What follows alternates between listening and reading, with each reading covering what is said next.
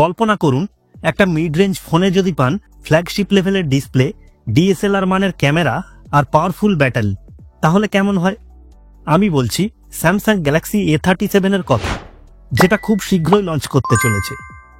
এমন স্পেক সাধারণত ৮০ থেকে ৯০ হাজার টাকার ফোনেই পাওয়া যায়, কিন্তু এবার স্যামসাং সেটা অ্যাফোর্ডেবল প্রাইসে আনতে চলেছে। তাহলে কি গ্যালাক্সি A37 হতে যাচ্ছে মিড রেঞ্জের গেম চেঞ্জার? চলুন দেখে নিই ফোনটার ভালো মন্দ সবকিছু। হে গাইজ, আমি রেজাউল আর আপনারা দেখছেন Technorez Bangla technology channel. So that's being said, চলুন শুরু করা যাক।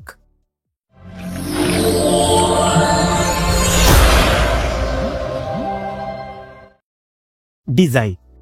গ্যালাক্সি A37 হাতে নিলেই বুঝবেন এটা স্রেফ একটা ফোন নয়, বরং একটা প্রিমিয়াম লুকের স্টাইল স্টেটমেন্ট।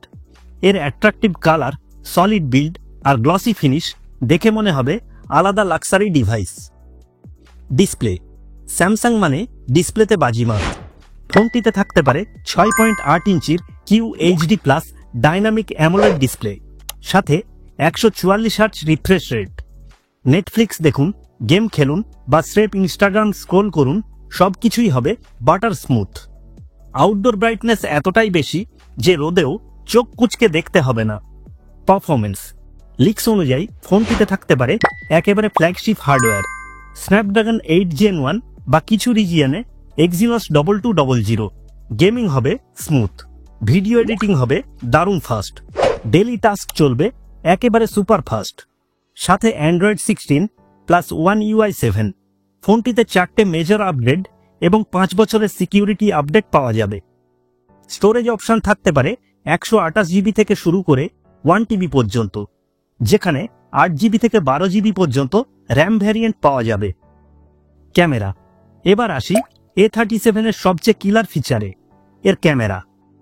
লিকড ইনফরমেশন থেকে জানা যাচ্ছে ফোনটির পিছনে থাকতে পারে 108 মেগাপিক্সেল প্লাস 12 প্লাস 8 মেগাপিক্সেলের ট্রিপল ক্যামেরা সেটআপ, যেখানে OIS এবং টেলিফটো লেন্স থাকবে।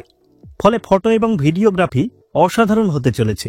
মানে ডে টাইম শট থেকে শুরু করে নাইট ফটোগ্রাফি সব ক্ষেত্রেই ইউজার পাবে DSLR লেভেলের স্বাদ। ফ্রন্টে থাকতে পারে 32 মেগাপিক্সেল সেলফি ক্যামেরা, যা কন্টেন্ট ক্রিয়েটারদের জন্য বেশ ভালো হবে। সেলফি, লাইভ স্ট্রিম, শর্টস বা টিকটক সবকিছুই হবে ঝকঝকে এবং clean.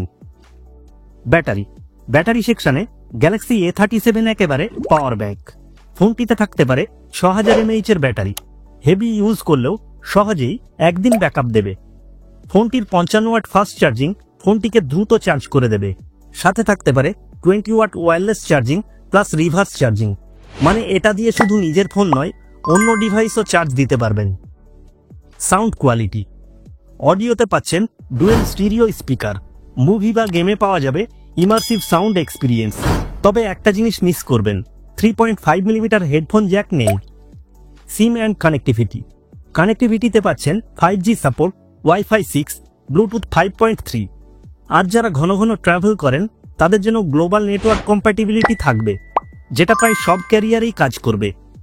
Special features: in display fingerprint sensor, IP68 water ও ডাস্ট রেজিস্ট্যান্স এবং নক্স সিকিউরিটি।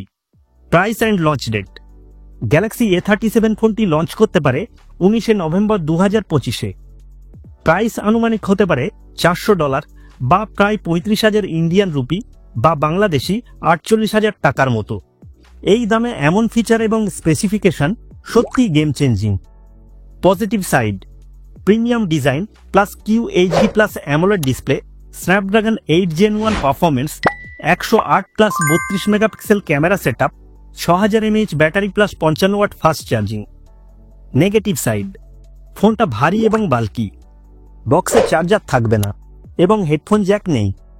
কনক্লুশন: সব মিলিয়ে স্যামসাং গ্যালাক্সি A37 শুধু একটা মিড রেঞ্জ ফোন নয়, এটা হলো সস্তায় ফ্ল্যাগশিপ এক্সপিরিয়েন্স।